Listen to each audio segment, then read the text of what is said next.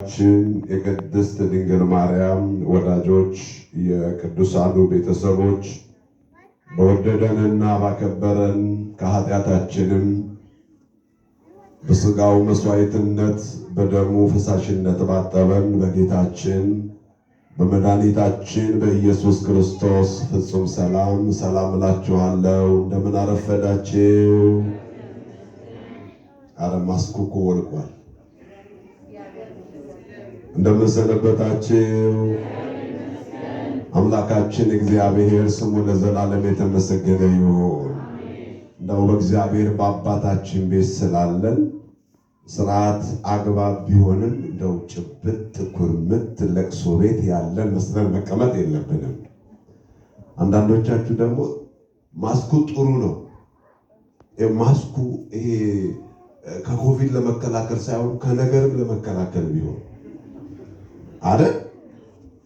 ከዚህ ሁሉ ለመታቀብ ቢሆን ያምራል። እናንተ እንኳን አትናገሩም አውቃለሁ። ክፉ አይወጣችሁም። ከዚህ ስትወጡ ባላውቅም ማለት ነው እዚህ እስካላችሁ ድረስ። ስለዚህ እግዚአብሔርን ለማመስገን ብዙ ምክንያቶች አሉ። ብዙ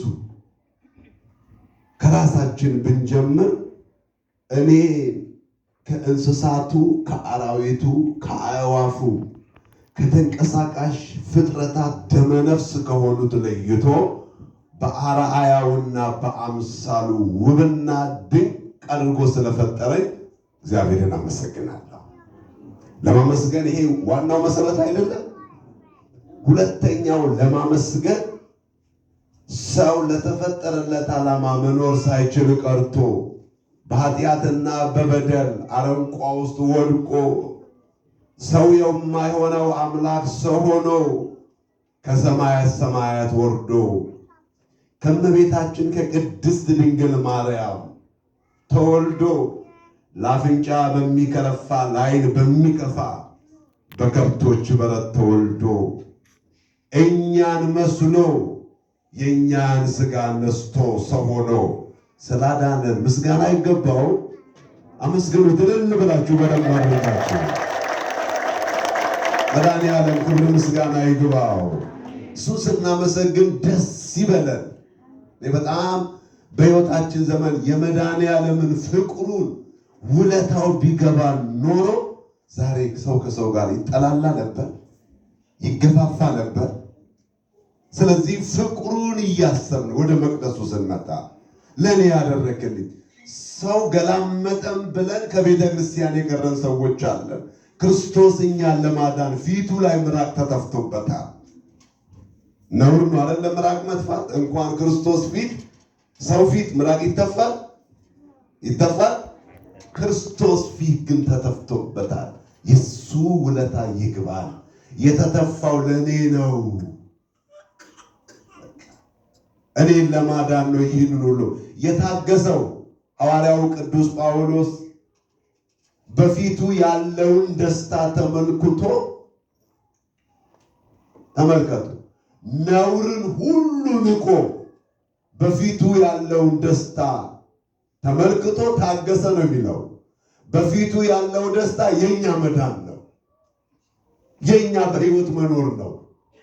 ስለዚህ ያንን በፊቱ ያለውን ደስታ ለማየት ይህንን መከራ ማለፍ ነበረበት። ምራቁ ሲተፋበት መከራውን ሲቀበል ለኛ የከፈለው ዋጋ ለማን ተደርጎለታል? ለኛ የሆነውን ለማን ሆኗል? እግዚአብሔር። አንዳንድ ጊዜ እግዚአብሔር የኛ ብቻ የሚመስለን ጊዜ አለ እኮ። በግል ስናወራ በስጋችን እንኳን ኑሯችን ስለተሟላለን መድኃኒዓለም ለእኔ ያደረገውን ለማን አድርጎታል እንላለን አይደለ? ሎተሪ ሲደርሰን ነው እሱ። ትዳራችን ሲሰምርልን ነው እሱ። ጥሩ ቤት ስንገዛ ነው እሱ። ጥሩ መኪና ስናስከረከር ነው እሱ ትዝ የሚለን። ከዚህ በላይ ግን ማንም ሊተምነው የማይችል 2 ዓይንህን ስጠኝና $5 ሚሊዮን ልስጥ ቢል ትሰጣላችሁ? 1 እጅህ ቆረጥና $10 ሚሊዮን ልስጥ ቢባል ፈቃደኞች ትሆናላችሁ? እናንተ ላይ እኛ አካል ላይ ያለው በዋጋ የማይተመን ጸጋ ነው። ስለዚህ ስለሰጠን ጸጋ ስለዋለልን ውለታ፣ ስላደረገልን መልካምነት ሁልጊዜ እናመሰግነዋለን። እስቲ እግዚአብሔርን ላለማመስገን ምክንያት አለኝ የምትሉ ሰዎች እጃችሁን አውጡ። ላለማመስገን ምክንያት አለኝ። ለማመስገን ግን ብዙ ምክንያት አለ፣ ተነግሮ የማያል። ስለዚህ መድኃኔዓለም ይመስገን በሉ እስቲ ሁላችሁ። ማን ይመስገን? ማን ይመስገን? መድኃኔዓለም ክብር ምስጋና ይግባው። አመስጋኝ ሁን ሁሌም። ሰው የተመገበውን ነው የሚያገሳው። ኔጌቲቭ አቲቲዩድ የተመገበ ሰው የሚያገሳው ያንን ነው። ፖዚቲቭ የሆነውን ነገር የተመገበ ሰው ያንን ነው የሚያገሳው። ስለዚህ ውስጣችን መመገብ ያለብን ሁልጊዜ ፖዚቲቭ የሆነው ነገር፣ መልካም ነገር፣ በጎ ነገር ተመልከት። ያኔ ውስጣችንን የመገብነውን ነው የምናገሳው። ስለዚህ ክርስቲያኖች ደግሞ በዚህ ምድር ላይ ለመኖር ያለን ትክክለኛ ኢንሹራንስ መድኃኔዓለም ነው። ዋስትናችን የምንተማመንበት እርግጠኛ የሆንበት መድህናችን እሱ ነው። እሱን ይዘን የማናልፈው መንገድ የለም። ባጭሩ ቅድም በቅዳሴው መሃል ላይ የተነበበው ወንጌል ምዕራፍ ስንት ነው? ምንድን ነው የተነበበው? ምዕራፍ 25 ቁጥር 14። ማቴዎስ 25 14 እስከ 30። ኮፒ ያደረጋችሁ ነው እንደዚህ ጎበዞች ናችሁ። የሚነበበውን ቃል እግዚአብሔር በደንብ መስማት አለብን። ዲያቆናቱ የሚያነቡትን፣ ካህናቱ የሚያነቡትን ዝም ብሎ ስራን ለማድረስ አይደለም፣ ለእናንተ ነው የሚነበበው። እንድንሰማው፣ እንድናስተውለው። የመጀመሪያው ዲያቆን ያነበበው የጢሞቴዎስ መልእክት ነው። በዚያ መልእክት ውስጥ አስብ የሚል መልእክት አለ። አስብ፣ በሥጋ የተገለጠውን ከዳዊት ዘር የሆነውን ኢየሱስ ክርስቶስን አስቡ። ሁልጊዜ ትዝታችን እሱ ነው። ዳዊት እግዚአብሔር ሁልጊዜም ትዝታዬ ነው አለ። ሁልጊዜ እኛ ትዝ የሚሉን ሰዎች የሚልን የቅዱሳን መላእክት ዝማሬ አይደለም። የዛሬ 30 ዓመት ፍቅረኛ የያዝንባት የጥላሁን ገሰሰ ዘፈን ነው ትዝ የሚለን አይደል? አዎ፣ ትዝ የሚለን ብዙ ነገር ያሳለፍናቸው ነገሮች። ግን እንደ ዳዊት ክርስቲያኖች ሌላው ትዝታ ሁሉ ይጠፋል። የማይጠፋው ትዝታ ማን ብቻ ነው? መድኃኔዓለም ነው የማይጠፋው። እርሱ ሁልጊዜ ትዝታዬ ነው። ስለዚህ እግዚአብሔርን ቃል በማስተዋል እንድንሰማ የትምህርቴ ርዕስ ጌታ መጣና ተቆጣጠራቸው የሚል ነው። እስቲ በሉላችሁ፣ ጌታ መጣና ተቆጣጠራቸው። አሁን ወቅቱ የዛሬው በዓል ኦዲት ነው። የኦዲት በዓል ነው። ቁጥጥር የተሰጠን ሁሉም መስሪያ ቤት ኦዲት አለ አይደል? ኦዲተር አለው። እንኳን እሱ አይደለም ቤተክርስቲያናችንም አለው አይደል? ስለዚህ በአግባቡ የተሰራውን ያልተሰራውን ተቆጣጥሮ ለሕዝቡ መረጃውን ይፋ የሚያደርግ ወይም ለሚመለከተው አካል ኢንፎርሜሽን የሚያቀብል በአግባቡ በቦታው የተመደበ ሰው ኦዲተር ነው። ስለዚህ ይሄ የዛሬው በዓል ጌታችን መድኃኒታችን ኢየሱስ ክርስቶስ በአንድ ባለጸጋ ሰው ተመሰለና ያ ባለጸጋ ሰው ለሶስት አካላት ገንዘቡን ሰጣቸው። ማቴዎስ መክሊት ይለዋል፣ ሉቃስ ደግሞ ምናን ይለዋል። እነዚህ ሁሉ በዚያ ዘመን እንደየአኗኗራቸው አብዛኛው ነገር ምናን ሉቃስ ለግሪካውያን ስለጻፈ በዚያ ዘመን ግሪካውያን የሚገበያዩበት ገንዘብ ነው ምናን። ማቴዎስ ደግሞ መክሊት ብሎ የጻፈው እስራኤላውያን በዚያ ዘመን የሚገበያዩበት ገንዘብ ነው። ዛሬ ደግሞ እኛ ሊገባን የሚችለው በየትኛው ዶላር ነው? በካናዳ ነው ወይስ በአሜሪካው ነው የምንገበያየው? የአሜሪካንም ይገባናል፣ ዓለም አቀፍ ስለሆነ። ይሄ ሀገር አቀፍ ስለሆነ ማለት ነው። ስለዚህ ለእያንዳንዳቸው የሚገባውን ሰጠ። እግዚአብሔር ሲሰጥ አቅምን አውቆ ነው የሚሰጠው። እንደየአቅማቸው ነው ያለው። በደንብ እንድናስተውል። አንዳንድ ጊዜ እግዚአብሔር የሰጠኝ እንደ አቅሜ ነው ብለን አንቆምም። ለሌላው የተሰጠው ጸጋ ያስቀናናል። እኛ ጋር ያለውን ነገር ስለማናውቅ እንደየአቅማቸው ለአንዱ 5፣ ለአንዱ 2፣ ለአንዱ 1 ሰጠ። ባጭሩ ለመጀመሪያው ሰው $5000 ተሰጠ፣ ለሁለተኛው $2000 ተሰጠ፣ ለሶስተኛው $1000 ተሰጠው። እንደምናቸው? እንደ አቅማቸው፣ እንደ ስራቸው ተሰጠ። የሚገርመው $5000 የተሰጠው 10000 አድርጎ አመጣው። $2000 የተሰጠው ደግሞ 4000 አድርጎ ጨምሮ አመጣው። 1000 የተሰጠው ግን ሰው ብልጥ ልጅ የተሰጠውን ይዘው ምን ይላል ነው የሚባለው? ይሄው ተረቱ አልጠፋባችሁም። ደስ የሚለው ያ ነው። ከሀገራችሁ ስትወጡ ይዛችሁት የወጣችሁ ተረት አለ። በዓለም ታሪክ ውስጥ እንጀራውን ይዞ የሚሰደድ ኢትዮጵያዊ ነው የሚባለው እውነት ነው? እውነት ነው? እንጀራ ፍለጋ ወጥቶ እንጀራውን ይዞ የሚሰደድ አያችሁ። የተቆራኘው ከምን ጋር ይመስላችኋል? ከእግዚአብሔር ቃል ጋር የተቆራኘ ነው። ጸሎታችን ምንድን ነው የሚለው? የዕለት እንጀራችንን ዛሬ ስጠን። ስጋው ደግሞ የተመሰለው በምንድን ነው? ከሰማይ የወረድኩ የሕይወት እንጀራ እኔ ነኝ። ስለዚህ እንጀራ ብዙ ቦታ ላይ ስላለው በባህላችንም በሃይማኖታችንም የተቆራኘ ስለሆነ ነው። ስለዚህ ይዘን ለነዚህ ለሶስቱም አካላት ተሰጣቸው። የሚገርመው የሰጣቸው ባለ ሀብት ከብዙ ዘመን በኋላ ሊቆጣጠራቸው መጣ ነው። መጽሐፍ ቅዱሱ ሰምና ወርቅ ነው።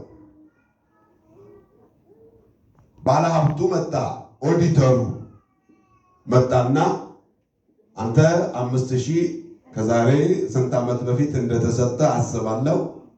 ምን ያህል ሰራህበት? አንተም 2000 ተሰጥቷል። ምን ያህል አተረፍክበት? አንተም 1000 ተሰጥቷል። ምን ያህል አተረፍክበት ብሎ ጠየቀው። ወዲያው 5 የተቀበለው እኔ 5000 አትርፌያለሁ ብሎ አስረከበ። ያኛው ሁለተኛው ምንም የሚሰጠኝ 2 ነበረ 4000 አድርጌ አምጥቻለሁ አለ። ሶስተኛው ግን እናንተ አቅም ያልቻለም ብሎ መለመን አንድ ነገር ነው አይደል?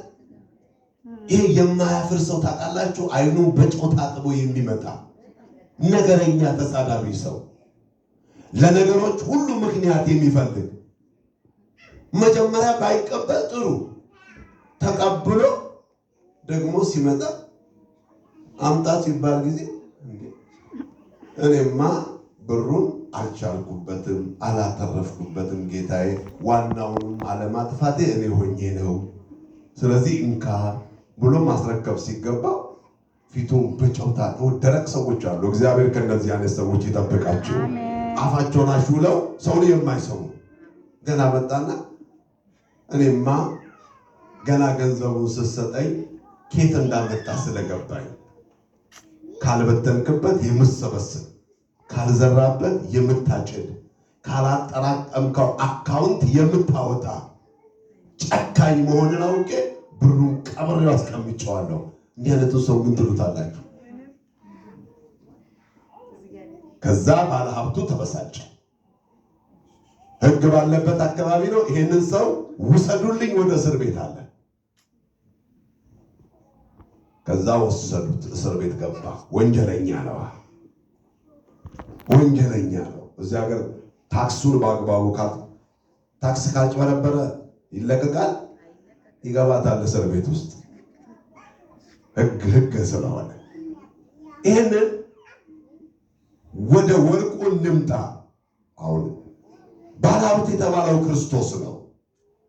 ክብር ምስጋና ይግባው። ባለሀብት ነው። ዓለምን በእጁ የያዘ አምላክ ነው። ሰማይ ዙፋኑ፣ ምድር የእግሩ መረገጫ የሆነችለት ጌታ ነው። እኛን የመሰሉ ልጆች ያሉት አምላክ ነው። ብፁዕ አባታችንን በመቅደሱ የሾማቸው ጌታ ነው። እርሱ መጣ ሊቆጣጠር። ሳምንት የተማርነው ደብረ ዘይት ነው። ዕለተ ምጽአቱን በማሰብ ነው። በዚህ ትምህርት ውስጥ ብዙ ነገሮች ተያያዥነት አለው። ጌታ ሲመጣ ዳግም ምጽአቱን ነው የምናስበው። አሁንም ሳምንት ስለ አመጣጡና ስለ ምልክቱ በሚገባ ነግሮናል። እነዚህ ሦስቱ መሰረታዊ የምጽአቱ ጉዳዮች ሦስቱ መሰረታዊ ነጥቦችን የያዙ ናቸው። ጠቅለል ባለ መልኩ ይሄ ሃይማኖታዊ ምልክት፣ ፖለቲካዊ ምልክትና ሦስተኛው ተፈጥሯዊ ምልክት የሚባሉ ናቸው። የክርስቶስን አመጣጥ የሚገልጡት መንገዶች እነዛ ናቸው። ፖለቲካዊ ምልክት የተባለው ምንድን ነው? መንግስት በመንግስት ላይ፣ ህዝብ በህዝብ ላይ ይነሳል፣ ጦርንም ትሰሙ ዘንድ ግድ አላችሁ የሚለው ፖለቲካዊ ምልክት ነው ባጭሩ። ሃይማኖታዊ ምልክት የሚባለው ምንድን ነው? እኔ ክርስቶስ ነኝ እያሉ ብዙዎች በስሜ ይመጣሉ፣ ብዙዎችንም ያስታሉ፣ ሐሰተኞች መምህራን ነቢያት ይነሳሉ። ይሄ ሃይማኖታዊ ምልክት ነው። ሦስተኛው ተፈጥሯዊ ምልክት ነው። ተፈጥሯዊ ምልክት ምንድን ነው? በልዩ ልዩ ስፍራ መናወጥ፣ የምድር መናወጥ፣ ረሃብ፣ ቸነፈር፣ እነዚህ ሁሉ ይሆናሉ። ፖለቲካዊ፣ ሃይማኖታዊና ተፈጥሯዊ ምልክት የሚባሉት እነዚህ በጥቅሉ መጽሐፍ ቅዱስን ለመረዳት እንዲያመቸን በሦስት መልኮች ተጠቁመዋል። ይህንን የተናገረ ጌታ አሁንም ሳምንቱ በሙሉ በዚህ መልኩ ከቆየ በኋላ ሰጥቶናል። ለሰው ልጆች የሰጠን ጸጋ አለ። በዚያ ጸጋ መሰረት ያ ጌታ ሊቆጣጠር መጣ። እኛ ያለን ነገር ሁሉ ከእግዚአብሔር የተሰጠን ስለሆነ የራሳችን ነው ብለን የምንመጻደቅበት ምንም ነገር የለንም። የራሳችን እንደሆነ ምናልባት የምናውቀው ነገር ቢኖር ኃጢአታችን ብቻ ነው። ኃጢአቴ ማን ነው? ኃጢአቴ ማን ነው? ከኔ ጋር ናችሁ? ኃጢአታችን የማን ነው? የራሳችን ነው። ሌላው በሙሉ የእግዚአብሔር ነው። ስለዚህ ጌታችን በችሎታቸው መሰረት ለተለያዩ ሰዎች የተለያየ ስጦታ ይሰጣቸዋል። ለአንዳንዶቹ ብዙ ስጦታ፣ ለሌሎቹ ጥቂት ስጦታ ይሰጣቸዋል። ምንም አይነት ስጦታ ይስጠን፣ እንድንጠቀምበት ግን ይፈልጋል ጌታ። ምንም አይነት ስጦታ ይሰጠን። መሬት ቢሰጠን በትጋት እንድናመርትበት ይፈልጋል። የትምህርት ዕድል ቢሰጠን በሚገባ እንድናጠና፣ የማስተማር ወይም የመምራት ዕድል ኃላፊነት ቢሰጠን እንድንመራ ወይም እንድናስተምር ይፈልጋል። ክርስቶስ እያንዳንዱን ሰው የተቀበለውን መልሶ እንዲሰጠው አይጠብቅም።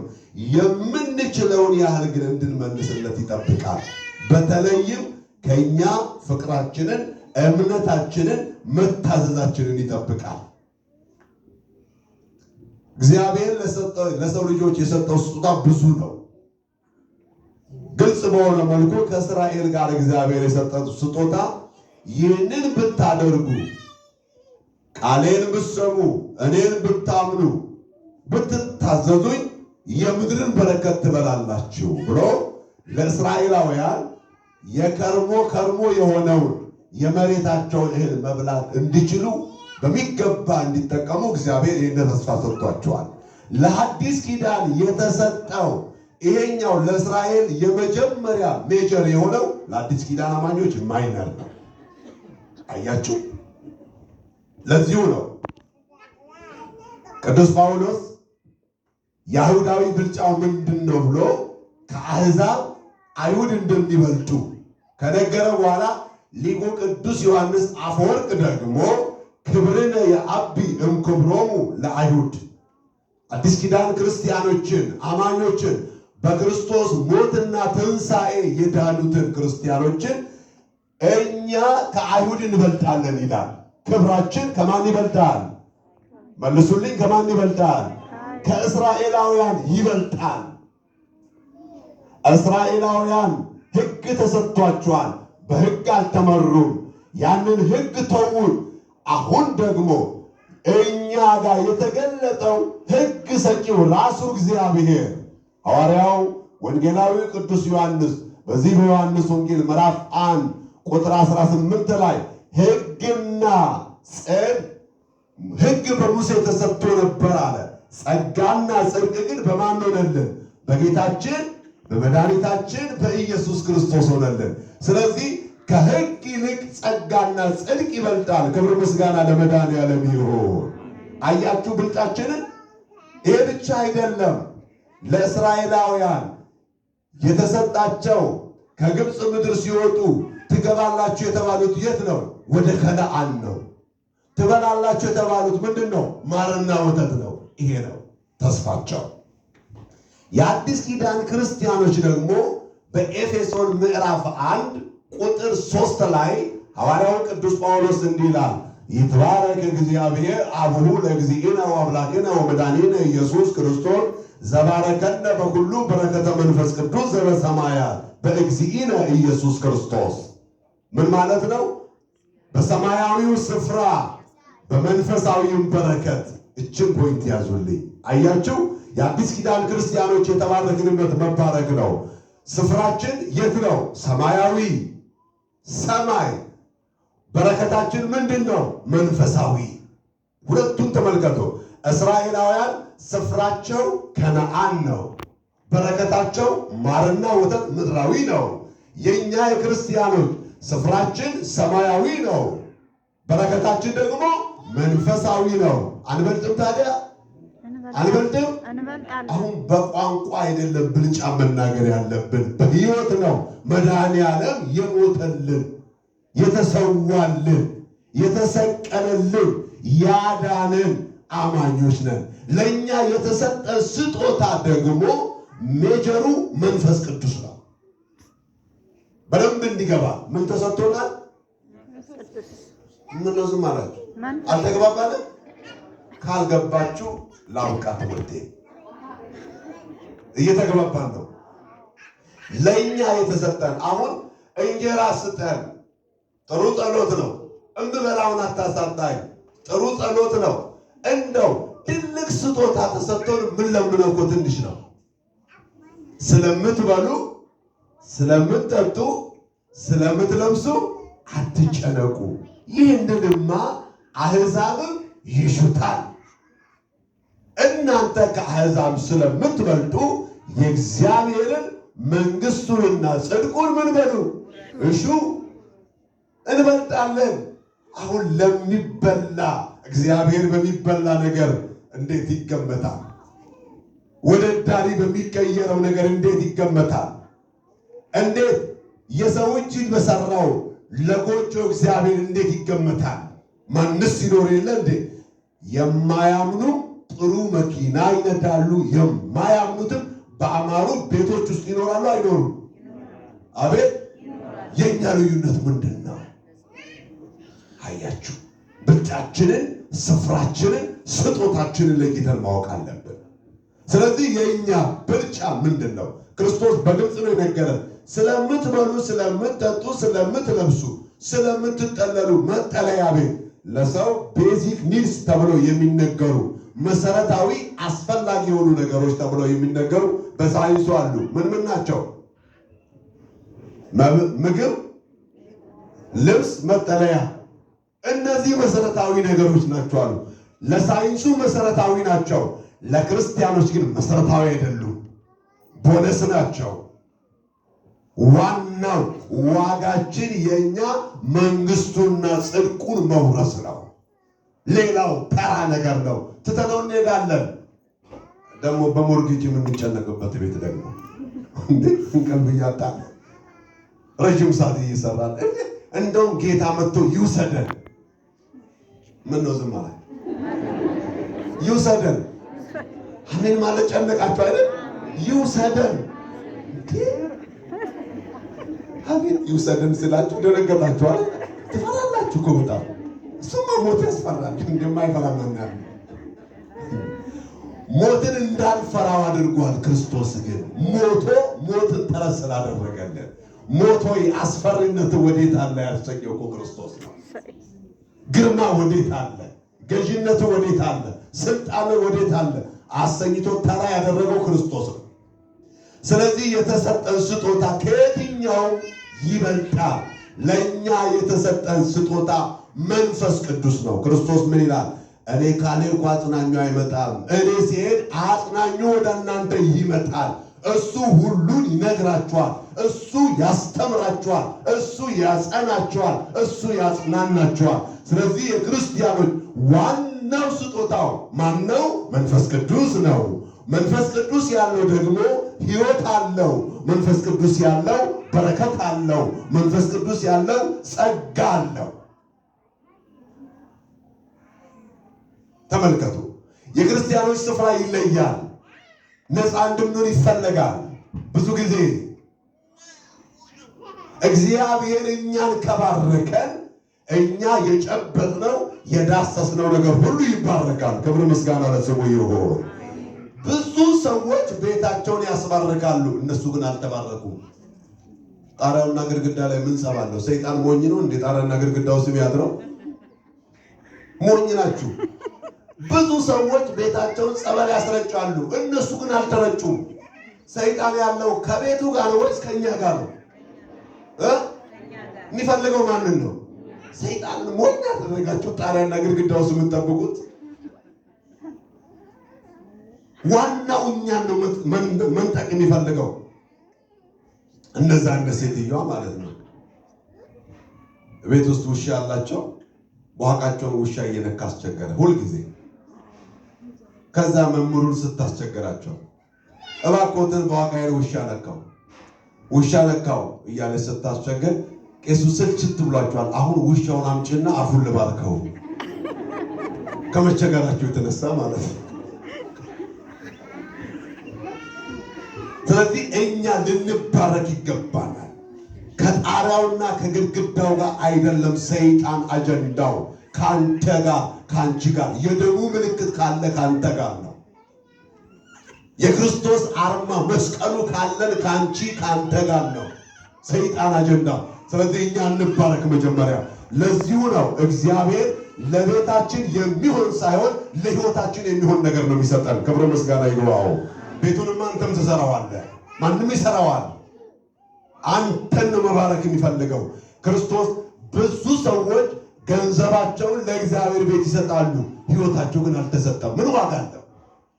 ምንም ዋጋ የለውም። ቁልጭ ያለውን ትምህርት ነው የምናወራው፣ እንዲህ አሽሞን ምን የምናወራ የለም። አሁን ኢትዮጵያ ውስጥ ብዙ ባለጸጎች አሉ፣ ቤተክርስቲያን ግን አይመጡም፣ ብር ይልካሉ።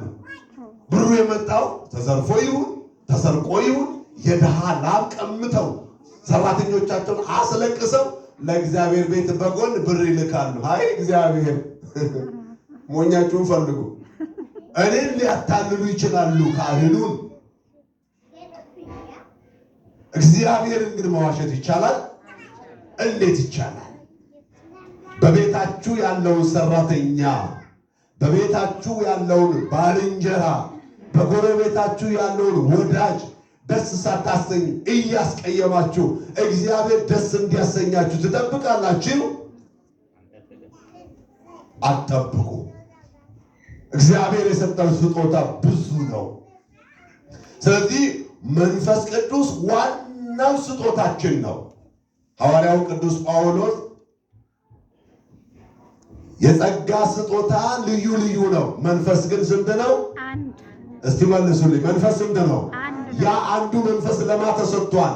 ለሐዋርያት መጀመሪያ ለ120 ቤተሰቦች፣ ከዛ ለ3000 ምዕመናን፣ ከዛ ለ5000 በቅዱስ እስጢፋኖስ፣ ከዚያ በኋላ ለ8000 እየበዛው ለመጣው ዛሬ ላሉት ብፁዓን አባቶች፣ ካህናት፣ ዲያቆናት፣ ምዕመናን እግዚአብሔር አትረፍርፎ አፈሰሰልን የሚለው ክብር ምስጋና ለስሙ ይሁን። መንፈስ ቅዱስን አትረፍርፎ ለሕይወታችን ሰጥቶናል። መንፈስ ቅዱስ ያለው ሰው ምን አለው? በረከት አለው ብያችኋለሁ። መንፈስ ቅዱስ ያለው ሰው ምን አለው? ሕይወት አለው። ሕይወት ያለው ሰው በረከት አለው። አሁን ስለሚበላው ስለሚጠጣው ምን ስለሚለው አይጨነቅም። ማን ስላለው? መንፈስ ቅዱስ ስላለው፣ እንጀራ ስላለው አይደለም። አካውንቱ ብዙ ገንዘብ ስላለ አይደለም፣ መንፈስ ቅዱስ ስላለው። ክርስቲያኖች ይህንን ነው። ስለዚህ የተሰጠን የጸጋ ስጦታ አለ። ስለዚህ መንፈስ አንድ ነው። ያ መንፈስ ቅዱስ የሰጠን ስጦታ ለአንዱ ማስተማር፣ ለአንዱ የመምራት፣ ለአንዱ የመባረክ፣ ለአንዱ የማስታረቅ፣ ለአንዱ ደግሞ የመምከር ጸጋ ሰጥተዋል። ስንቶቻችን ተጠቅመንበታል? አሁን ይሄ ነው ዛሬ ጥያቄው። ጌታ ሊቆጣጠር ይመጣል። ኦዲተሩ ይመጣል። አይዋሽም። ጌታ ይመጣል። የሁላችን አባት የሞተልን የቆሰለልን በደሙ የገዛን ሀብቶቹ ነን። ሀብቱን ሊቆጣጠር ይመጣል። ማንም ያልደከመ፣ ያልተራበ፣ ያልተጠማ፣ ያልተሰቃየ፣ ያልተሰቀለ የትኛውም አካል እንዲያጎለን አይፈልግም። መድኃኒዓለም ስሙ ይክበር ይመስገን። ምክንያቱም እኛ ከመሬት ያገኘነውንና ለፍተን 8 ሰዓት እግራችን አብጦ ተቃጥሎ ያገኘነው ገንዘብ እኩል ነው? እኩል ነው? አይታችኋል። ክርስቶስ እንዲህ ነው እኛን ገንዘቡ ያደረገን። ዋጋ ከፍሎ ተሰቃይቶ ነው ገንዘቡ ያደረገን። ሲመጣ ይቆጣጠራል። ለምን? ባለቤት ነው፣ ባለሀብት ነው። እኛንን ሀብቶቹ። ስለዚህ ሊቆጣጠረን ይመጣል። ሊቆጣጠረን ሲመጣ ግን የሰጠን እንደየአቅማችን የሰጠን አለ። የመምራት ጥበብ የተሰጣቸው ሰዎች አሉ። በአግባቡ ይምሩ። ካልመሩ እግዚአብሔር የሰጠውን አላተረፍክበትም ብለው እንደዛ እንደ ሀኬተኛው ባሪያ ቅድም እስር ቤት አይደል የገባው አይደል? እንደ ባለሀብቱ እስር ቤት ነው የገባው። እንደ ክርስቶስ ግን ትሉ ወደማያንቀላፋው እሳቱ ወደማይጠፋው ጥርስ ማፋጨት ወዳለበት ወደ ዘላለም ስቃይ ይሄዳል። የማስተማር ጸጋ ያለው በማስተማሩ ባይተጋ፣ የመቀደስ ጸጋ ያለው በመቀደሱ ባይተጋ፣ የመስበክ ጸጋ ያለው በመስበኩ ባይተጋ፣ እናንተ ጋም ስንመጣ የማስታረቅ ጸጋ ያለው በማስታረቁ ባይተጋ፣ የማስተባበር ጸጋ ያለው በማስተባበሩ ባይተጋ፣ የማፋቀር ጸጋ ያለው በማፋቀሩ ባይተጋ፣ እግዚአብሔር የሰጠንን ጸጋ በአግባቡ አልተጠቀምንምና አንተ ሀኬተኛ፣ ክፉ፣ ጨካኝ ባሪያ ደግሞ በአገልግሎታቸው ደስ ያሰኙት የተሰጣቸውን መክሊት ያተረፉበት ባለ 5ቱና ባለ 2ቱ እነዚያኞቹ ጌታቸው ሲመጣ አትርፈው ተገኝተዋልና አንተ በጎ ታማኝ ባሪያ ኦ ገብር ሄድ፣ አንተ በጎ ታማኝ ባሪያ በጥቂቱ ታምናሃልና ወደ ዘላለም ደስታ ግባ። ይህንን ቃል እግዚአብሔር ለሁላችንም ያሰማል። መስማት አልፈልግም? መስማት የምፈልገው ይህንን አይደለ? ይህንን ለመስማት ዛሬ መታዘዝ ያስፈልጋል። መታዘዝ ያስፈልጋል። ብዙዎቻችን የማዘዝ መንፈስ እንጂ የመታዘዝ መንፈስ የለንም። እውነት ማለት አይደል? ስናዝን ነው እንጂ ደስ የሚለን እውነት ነው። ቦስ መሆን ነው እንጂ ደስ የሚለን እውነት ነው። ማዘዝ ግን የሚያዝ ካለ የሚታዘዝ መኖር አለበት። የሚታዘዝ ካለ ደግሞ የሚያዝ መኖር አለበት። በትዳር ውስጥ ያለው ብዙ ችግር ይሄ ነው። ካናዳ እንደምታውቁት የምኖች ሀገር ነው? የሰዎች ሀገር ነው። እውቅናማ አልሰጠም። የሰው ሀገር ነው አይደለም? ብዙ አባታችን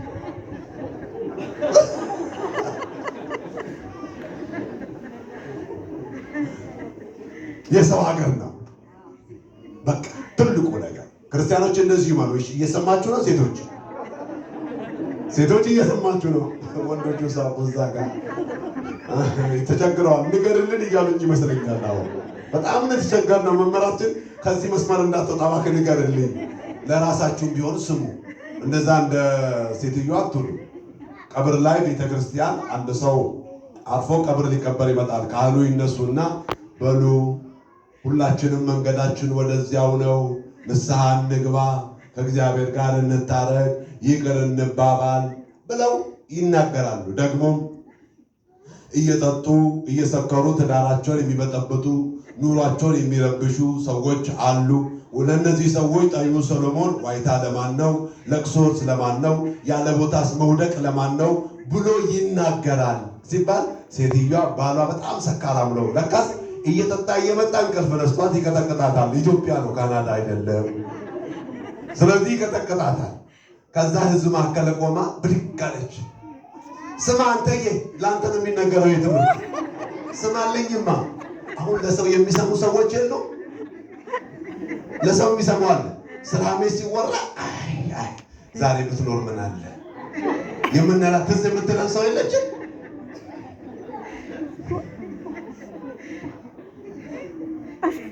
እግዚአብሔር ለእኛ ነው የሚነግረን፣ ለልባችን ነው የሚነግረን፣ ለህይወታችን ነው የሚነግረን።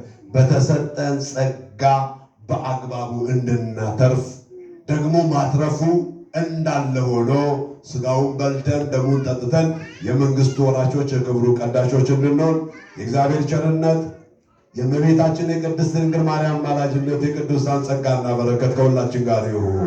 ወስብሐት ለእግዚአብሔር።